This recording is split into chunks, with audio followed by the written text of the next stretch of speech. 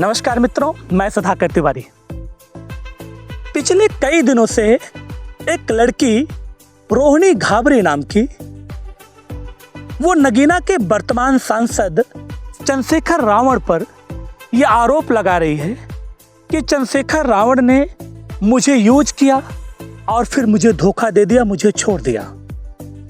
हालांकि अभी तक चंद्रशेखर रावण का कोई बयान सामने नहीं आया है। चंद्रशेखर रावण वो नेता हैं जिन्हें जो परिचय के मोहताज नहीं हैं। वर्तमान भारत में वो अपने आप को डॉक्टर बी आर अम्बेडकर, माननीय काशीराम, बहन कुमारी मायावती, इनसे बड़ा भी दलित शुभचिंतक अपने आप को साबित करने का प्रयास कर रहे हैं। एक अलग बात है कि दलितों के ऐसे बहुत से नेता हैं जो ये आरोप लगाते हैं कि चंद्रशेखर रावण सिर्फ अवसरवादी हैं, सिर्फ अपनी राजनीतिक रोटी सेक रहे हैं। उसमें से ये लड़की जो रोहिणी घाबरी है, ये भी आरोप यही लगा रही है। मायावती के जो भतीजे हैं आकाश आनंद, वो भी यही आरोप लगा रहे हैं। यहाँ तक कि उन्होंने एक बार ये कह दिया था कि कौन चंद्रशेखर रावण मैं नहीं जानता, कौन भीम आर्मी मैं नहीं जानता। ऐसा बयान कई दलित नेताओं का आया है चंद्रशेखर के खिलाफ भी। ये जो रोहिणी घाबरी नाम की लड़की है, इसने ये आरोप लगाया कि जब चंद्रशेखर रावण दलितों के लिए आवाज़ उठा रहे थे, हम एक आंदोलन कर रहे थे, उस समय मेरी मुलाकात चंद्रशेखर रावण से हुई और हम दोनों में करीबियाँ बढ़ती गई, थोड़ा सा प्यार में बदला, लेकिन रावण ने हमें धोखा दिया, हमें छोड़ के चले गए। ये रोहिणी घाबरी, अगर आप जानना चाहते हो तो इन्होंने स्कॉलरशिप पर पीएचडी किया है सिंगापुर से और वहीं पर ये जॉब भी कर रही हैं इस समय। रोहिणी घाबरी, इन्होंने जब सोचा कि हमारी बात नहीं सुनी जा रही है तो चंद्रशेखर रावण से इन्होंने जो चैट किया था, इनके मुताबिक वो चैट इन्होंने वायरल किया कि ये देख लीजिए, आप सभी लोग प्रमाण देख लीजिए। बात इससे नहीं बनी तो उन्होंने एक वीडियो जारी किया जिसमें सांसद जी चंद्रशेखर रावण कुछ रंगीन इशारे भी कर रहे हैं। हालांकि जब वीडियो जारी हुआ तो जो चंद्रशेखर रावण के समर्थक हैं, जो उनका समर्थक वर्ग है, उसने ये कहा कि ये फेक वीडियो है, ये एआई एडिटेड है। ये बिल्कुल ही ऐसा हो भी सकता है क्योंकि एआई का ज़माना है, ऐसा किया जा सकता है। लेकिन मेरा एक सवाल है कि जो चंद्रशेखर रावण ये कहते हैं कि अगर लड़कियों के साथ कुछ गलत हो तो मैं पहला नेता होऊंगा पूरे भारत में जो सबसे पहले जाके उसके अधिकार के लिए लड़ूंगा, उसके न्याय के लिए लड़ूंगा, वो चंद्रशेखर रावण चुप क्यों हैं? वो एक सप्ताह से लगातार इनको गरिया रही हैं चंद्रशेखर रावण को। और दूसरा एक सवाल मेरा ये भी है उस दलित वर्ग से, जो दलित वर्ग चंद्रशेखर रावण के साथ आंख में पट्टी बांध के खड़ा है। उसकी जानकारी के लिए मैं बता दूं कि जो लड़की रोहिणी घाबरी है, जो आरोप लगा रही है, ये भी दलित वर्ग से ही है। इसका भी ध्यान देंगे वो लोग जो लोग चंद्रशेखर रावण का खुलेआम समर्थन कर रहे हैं। समर्थन अच्छी चीज है, वो एक नेता हैं, उनका समर्थन होना चाहिए। राजनीति में समर्थन और विरोध दोनों होना चाहिए, ये बात बिल्कुल सच है। लेकिन समर्थन आंख पे पट्टी बांध के नहीं करना चाहिए क्योंकि यहाँ पर एक लड़की की अस्मिता का सवाल है, उसके सम्मान का सवाल है। ये सारे वीडियोस गलत हैं, फेक हैं, इसमें कोई दम नहीं है। लेकिन जो चंद्रशेखर रावण कहीं पर भी कोई बात हो जाती है लड़कियों को लेकर तो खट से पहुंच जाते हैं राजनीति चमकाने। ये चंद्रशेखर रावण अभी कहाँ गायब हैं? ये कहीं कोई बयान इनका नहीं आ रहा है। चंद्रशेखर रावण से ज्यादा उनके समर्थक बोल रहे हैं कि नहीं नहीं फेक है ये सब।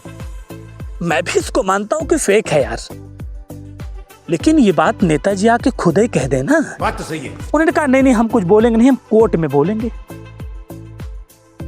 अरे कोर्ट में बोलने की क्या जरूरत है? बोलो कि बदतमीज लड़की है, हटाओ इसको, भगाओ। एक कौन है, मैं इसको जानता ही नहीं हूं, इससे हमारी कौन सी नजदीकी है? अगर ऐसा है तो, और अगर ऐसा नहीं है तो नेताजी को कुछ दिन पहले ऑस्ट्रेलिया में करोड़ों की कार से जाते हुए देखा गया था। देखो, वो चाहे भाजपा हो, चाहे सपा हो, चाहे कांग्रेस हो, वो चाहे आरजेडी हो, चाहे जेडीयू हो, वो चाहे आम आदमी पार्टी हो, चाहे टीएमसी हो, देखो मेरी बात ध्यान से सुनो यार कि देखो, मुझे मेरा अपना व्यक्तिगत अनुभव कहता है कि आम जनता का कोई नहीं है, आम नागरिकों का कोई नहीं है। आप वर्तमान सरकार को ले लीजिए, बेरोजगारी का लेवल भारत जब से आज़ाद हुआ है आज तक इस लेवल पे बेरोजगारी नहीं गई है जिस लेवल पे इस भारतीय जनता पार्टी की सरकार में है। तो मुझे तो लगता है यार कि जितनी सरकारें हैं वो सब हमारा आपका शोषण करती हैं। हम किसी का समर्थन, किसी का विरोध जाति और धर्म के नाम पे करने लगते हैं। जब ऐसा होता है वहीं पर हमारे और आपका समाज का पतन होने लगता है। यार ब्राह्मण, क्षत्रिय, दलित, एससी, एसटी, ओबीसी ये हमेशा से समाज का हिस्सा रहे हैं और एक दूसरे के पूरक रहे हैं। मैं पर्सनली एक ब्राह्मण होने के नाते इस बात को स्वीकार करता हूं कि मैं ये नहीं कहता कि ब्राह्मणों ने दलितों के साथ गलत नहीं किया, लेकिन दलित आज भी वैसा है, मैं इस बात को भी मानने के लिए स्वीकार नहीं हूं। क्योंकि जब सर्वोच्च पद पे दलित बैठा दिया गया, लगातार 2 राष्ट्रपति दलित वर्ग से हैं, आपके वर्तमान सुप्रीम कोर्ट के चीफ जस्टिस गवई साहब ये खुद एक दलित हैं। आप समझो जरा कि मतलब सिर्फ दलित के नाम पे आप देख रहे हैं नेता जब नंगा नाच नाचते हैं कि हमने डॉक्टर बी आर अम्बेडकर का माल्यार्पण किया, मैंने डॉक्टर बी आर अम्बेडकर को सम्मान दिया, तो क्यों कहते हैं ये दलित वर्ग को भी पता है, उन्हें सिर्फ दलितों का वोट चाहिए इसलिए डॉक्टर बी आर अम्बेडकर का सम्मान है। बाकी कितना सम्मान वास्तव में डॉक्टर बी आर अम्बेडकर का है वो किसी से बताने की जरूरत नहीं है। आए दिनों गरियाते रहते हैं लोग। जो सच बात है वो मैं बोल दे रहा हूं। बाकी हो सकता है कभी बहुत ज्ञानी लोग इस कमेंट बॉक्स में भी आके मुझे गाली दें, लेकिन क्या करोगे यार, ये समाज है, बहुत सच बोलने का भी कोई जमाना नहीं है। वो जगजीत साहब की एक गजल थी ना, झूठ वाले कहीं से कहीं बढ़ गए और मैं था कि सच बोलता रह गया, क्या कहूं और कहने को क्या रह गया, आपको देखकर देखता रह गया। बस यही है कि वो मेरे सामने ही गया और मैं रास्ते की तरह देखता रह गया। असहाय, समाज में गलत हो रहा है, गंदगी है, लेकिन आप नहीं बोल सकते, आप नहीं कह सकते। सोचो जरा कि जिस वक्फ बोर्ड के लिए पूरे मुसलमान दंगा कर रहे हैं, जितने हिंदू नेता हैं वो उनके समर्थन में हैं, किसी से पूछ लो कि डॉक्टर बी आर अम्बेडकर के लिखे गए संविधान में वक्फ बोर्ड था? नहीं था। लेकिन अभी आज आप बोल दीजिए तो आपको कहा जाएगा कि आप मुसलमान विरोधी हैं। तो यार फिर वही 100 में 99 बेईमान, फिर भी हमारा भारत महान, साला वही नहीं, एकदम वही चल रहा है और वही आपको कहना भी है। अगर आपको कुछ बुरा लगा हो तो क्षमा प्रार्थी हूँ, लेकिन एक बात जरूर ध्यान दीजिएगा कि जाति और धर्म के नाम पर किसी का समर्थन ना करें, सही और गलत की पहचान करें।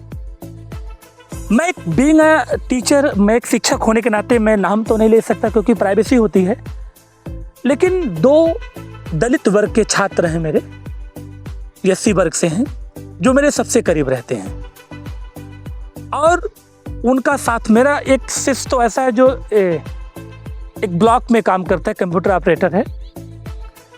एक शिष्य मेरा ऐसा भी थोड़ा सा जो डॉक्टर का काम करता है, मतलब उसने थोड़ी सी मेडिकल की जानकारी ली है। उन दोनों से मेरी मुलाकात जब भी होती है मैं उनको बहुत समझाने का प्रयास करता हूं कि ये दलित बन के मत जियो, ब्राह्मण क्षत्रिय बन के ही मत जियो भाई। ऐसा कुछ करो यार, ऐसा कुछ बनो कि लोग आपके नाम से आपको जाने, आपकी जाति से लोग आपको ना जाने। और मुझे लगता है कि मैं अपने छात्रों के साथ इस तरह का व्यवहार रख पाता हूँ। एक अलग बात है कि आरोप मेरे ऊपर फिर भी लगता है कि मैं जातिवादी हूँ, मैं जाति देख के बच्चों को डांटता बोलता मारता हूँ, ऐसे बहुत से आरोप भी लोग लगाते हैं। लेकिन मैं आपको ईमानदारी से बता दूं, अगर आपको मेरे इस चैनल पे आप जाके किसी वीडियो को देख लीजिए, मैं गलत को बर्दाश्त नहीं कर पाता हूँ। वो चाहे दलित हो, चाहे ब्राह्मण हो, चाहे क्षत्रिय हो, चाहे वो मुसलमान हो, कोई भी हो, मुझे गलत नहीं बर्दाश्त होता सर। अगर वक्फ बोर्ड संविधान का हिस्सा नहीं है तो मैं इसका विरोध करता हूँ। वक्फ बोर्ड नहीं होना चाहिए। या संविधान में जिस तरह का अधिकार आज डाला गया है, क्या ये अधिकार डॉक्टर बी आर अम्बेडकर ने दिया था? अगर नहीं दिया था तो मैं इसका विरोध करता हूँ और इसीलिए हम लोग बुरे हैं। बाकी आपके अपने इस वीडियो पे क्या राय है जरूर दीजिएगा। अगर आपने चैनल को सब्सक्राइब नहीं किया है तो प्लीज़ सब्सक्राइब करिएगा, बहुत मेहनत करते हैं हम आप लोगों के लिए। नमस्कार मित्रों, आपका दिन लल्लन टॉप हो।